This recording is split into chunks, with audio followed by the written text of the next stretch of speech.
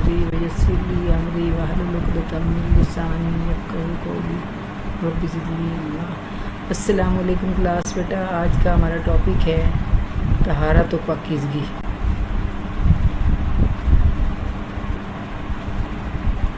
بیٹا طہارت کا ہے صفائی، اپنے آپ کو صاف رکھنا، اور یہ طہارت لفظ جو ہے عربی زبان کا لفظ ہے۔ قرآن مجید میں صفائی کے لیے طہارت کا لفظ استعمال ہوا ہے۔ طہارت کا مطلب صرف صفائی ہی نہیں بلکہ اس سے مراد جسم، جان، لباس اور ماحول کی پاکیزگی بھی ہے۔ طہارت مسلمانوں کی زندگی میں بے حد اہم ہے۔ عبادت کے لیے طہارت ضروری ہے۔ کوئی بھی عبادت کرنی ہے تو اس کے لیے ہمارا پاک صاف ہونا شرط ہے۔ اللہ تعالیٰ کا ارشاد ہے وَثِيَابَكَ فَطَهِّرْ، اور آپ صلی اللہ علیہ وسلم اپنے کپڑوں کو پاک صاف رکھیے۔ اللہ تعالیٰ ہمارے نبی صلی اللہ علیہ وسلم کو فرما رہے ہیں کہ صفائی کے بارے میں تاکید کر رہے ہیں کہ آپ صلی اللہ علیہ وسلم اپنے کپڑوں کو آپ خود سوچیں کہ جس بارے میں اللہ تعالیٰ حکم کر دیں ہم اس کو جو ہے بالکل بھی جو ہے اگنور نہیں کر سکتے۔ اللہ تعالیٰ نے طہارت و پاکیزگی کا اہتمام کرنے والوں کے بارے میں قرآن مجید کی سورہ بقرہ میں فرمایا ان اللہ یحب التوابین و یحب المتطہرین، بے شک اللہ تعالیٰ توبہ کرنے والوں اور پاک صاف رہنے والوں کو دوست رکھتے ہیں۔ اللہ تعالیٰ کو پسند ہے جو اللہ تعالیٰ سے معافی مانگتے ہیں اور جو ہمیشہ پاک صاف رہتے ہیں۔ آپ صلی اللہ علیہ وسلم ہمیشہ صفائی کا بہت اہتمام فرماتے تھے، اور آپ نے اپنی امت کو بھی صفائی کا اہتمام کرنے کی تاکید فرمائی، یہاں تک کہ آپ صلی اللہ علیہ وسلم نے طہارت کو ایمان کا حصہ قرار دیا۔ ہمارا ایمان ہی نہیں مکمل ہو سکتا جب ہم صفائی کا خیال نہیں رکھتے۔ تو آپ صلی اللہ علیہ وسلم کا صفائی کے بارے میں کیا ارشاد ہے؟ الطہور شطر الایمان، پاکیزگی ایمان کا حصہ ہے۔ گویا دین اسلام کی بنیاد ہی پاکیزگی اور طہارت ہے۔ کہ ہمارا مذہب اسلام جو ہے وہ کہتا ہے کہ جو اسلام کی بنیاد ہے وہ صفائی ہے۔ طہارت و پاکیزگی کی اہمیت بیٹا، اللہ تعالیٰ نے انسان کو فطری طور پر جو ہے صفائی سے کو پسند کرنے والا اور گندگی سے نفرت کرنے والا بنایا ہے۔ ہمارے نبی صلی اللہ علیہ وسلم ظاہری اور باطنی یعنی اندرونی اور بیرونی دونوں طرح کی صفائی کا بہترین نمونہ تھے۔ آپ صلی اللہ علیہ وسلم کے لباس اگرچہ عام اور سادہ ہوتا تھا لیکن پاک اور صاف ہوتا تھا۔ آپ صلی اللہ علیہ وسلم کھانے سے پہلے اور کھانے کے بعد ہاتھ دھوتے تھے اور کلی فرماتے تھے۔ جب غسل فرماتے تو سر اور داڑھی کے بالوں کو کنگھی کر کے اچھی طرح سنوارتے، سر میں تیل اور لگاتے اور خوشبو لگاتے۔ خوشبو لگانا ہمارے نبی صلی اللہ علیہ وسلم کی سنت ہے، لیکن مردوں کے لیے۔ اگر کسی شخص کے سر اور داڑھی کے بال بکھرے ہوئے دیکھتے تو ایسے شخص کو اپنی حالت درست کرنے کا حکم دیتے، ناخنوں کو تراش کر رکھتے، مسواک کا خاص اہتمام فرماتے، ہر نماز کے موقع پر تازہ وضو فرماتے، وضو کے وقت مسواک ضرور کرتے۔ آپ صلی اللہ علیہ وسلم نے اپنے صحابہ کو بھی صفائی ستھرائی کی تعلیم فرمائی اور فرمایا کہ تمام لوگ جمعہ کے دن ناخن تراشنا ہمارے نبی کی سنت ہے۔ لوگوں کو تاکید کی آپ صلی اللہ علیہ وسلم نے کہ وہ کچا لہسن اور پیاز کھا کر مسجد میں نہ آئیں کہ ان کے منہ سے بدبو آ رہی ہو اور لوگ ان سے کراہت محسوس کریں۔ جو بدو لوگ تھے جہاں پر وہ رہتے تھے وہاں پانی کی بہت کمی ہوتی تھی، تو وہ نہانے میں جو ہے کنجوسی کرتے تھے، وہ زیادہ دنوں کے بعد غسل کرتے تھے۔ تو آپ صلی اللہ علیہ وسلم نے فرمایا کہ کم از کم جمعہ کے روز غسل کر کے مسجد میں آئیں تاکہ ان کے پسینے کی بدبو سے لوگ پریشان نہ ہوں۔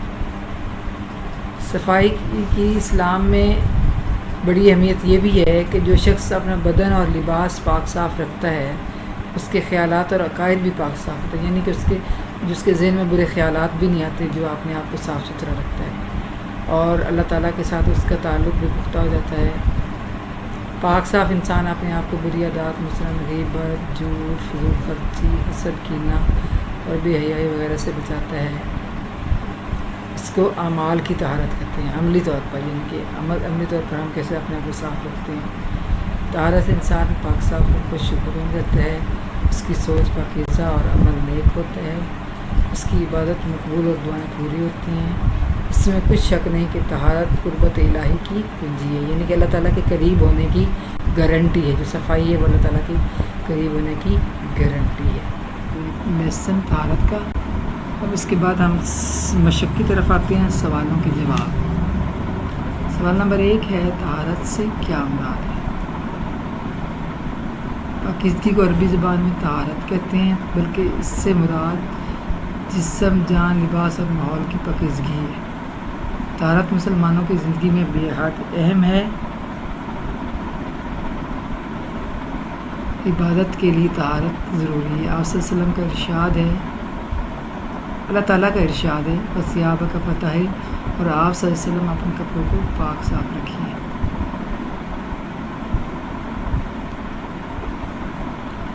سوال نمبر 2 ہے، صفائی اور پاکیزگی کی اہمیت قرآن و حدیث کی روشنی میں کریں۔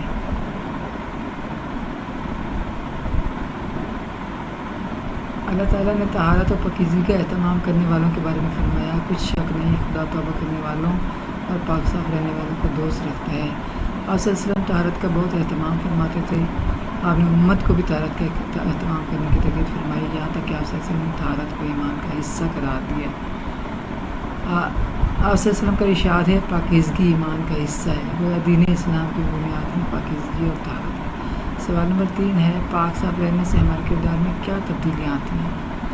جو شخص اپنا بدن اور لباس پاک صاف رکھتا ہے، اس کے خیالات اور عقائد بھی پاک صاف ہو جاتے ہیں۔ پاک صاف انسان اپنے عادات کو، اپنی بری عادات مثلاً اپنے آپ کو، پاک صاف انسان اپنے آپ کو بری عادات مثلاً غیبت، جھوٹ، فضول خرچی، حسد، کینہ اور بے حیائی وغیرہ سے بچاتا ہے۔ اسے اعمال کی طہارت کہتے ہیں۔ طہارت سے انسان پاک صاف اور خوش خرم رہتا ہے، اس کی سوچ پاکیزہ اور عمل نیک ہوتا ہے، اس کی عبادت مقبول اور دعائیں پوری ہوتی ہیں۔ آگے سوال نمبر 2 ہے، درست جواب پر ٹک کا نشان لگائیں۔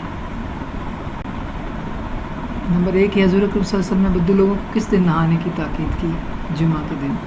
ذہنی طور پر پاک صاف انسان کیا پسند کرتا ہے؟ صاف ستھرا ماحول۔ ماحول کی صفائی اور پاکیزگی کے انسان پر کیا اثر پڑتا ہے؟ سکون ملتا ہے۔ اپنے آپ کو بری عادتوں سے بچانا کس طرح کی طہارت ہے؟ عملی طہارت۔ سوال نمبر 3 ہے، خالی جگہ پر کریں۔ عربی زبان میں صفائی اور پاکیزگی کے لیے طہارت کا لفظ استعمال ہوا ہے۔ صفائی اور پاکیزگی سے مراد ہر طرح کی پاکیزگی ہے۔ اللہ تعالیٰ پاک صاف رہنے والوں کو دوست رکھتا ہے۔ پاکیزگی ایمان کا حصہ ہے، اپنے آپ کو بری عادتوں سے بچانا عملی طہارت ہے۔ تو درست جواب کے پر ٹک اور غلط کے سامنے کراس کا نشان لگائیں۔ نمبر 1 ہے، اسلام ایک کامل دین ہے۔ درست۔ طہارت قربت الہی کی کنجی ہے۔ درست۔ پاکیزگی مکمل ایمان ہے، کراس ہے یہ۔ پاکیزگی نصف ایمان ہے۔ پاک صاف انسان گندے ماحول کو پسند کرتا ہے، غلط۔ پاک صاف انسان صاف ستھرا ماحول پسند کرتا ہے۔ انسان فطری طور پر گندگی سے نفرت کرنے والا ہے، یہ ٹک ہے۔ بیٹا یہ تھا آج کا آپ کا لیسن۔ اب آپ نے یہ ان سوالوں کے جواب لکھنے ہیں، یہ بہت ایزی سبق ہے آج آپ کا، اور یاد بھی کرنے ہیں۔ نیٹ کاپی پر یہ سارا کام کرنا ہے، اور انشاءاللہ نیکسٹ ویک جو ہے میں آپ لوگوں کو ٹیسٹ بھیجوں گی۔ اللہ حافظ، جزاک اللہ خیر۔